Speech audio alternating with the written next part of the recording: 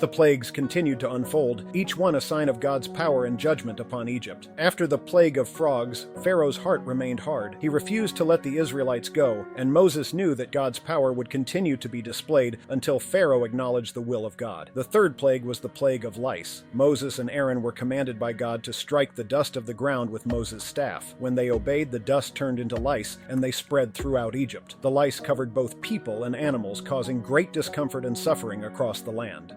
Pharaoh's magicians, who had been able to replicate some of the previous plagues, now tried to do the same with the plague of lice, but they could not replicate the miracle. They acknowledged that it was the finger of God at work. Yet, despite this admission, Pharaoh's heart remained stubborn, and he refused to let the Israelites go. The plague of lice tormented Egypt for days, and the people of Egypt, their bodies crawling with lice, cried out in agony. Pharaoh, however, did not relent. His pride and stubbornness prevented him from accepting God's authority, and the plagues would continue. Moses and Aaron, undeterred by Pharaoh's refusal, continued to deliver God's commands, knowing that the fulfillment of God's promises to his people would not be denied. Pharaoh's obstinance was only leading to greater suffering for his people, yet he persisted in his rebellion.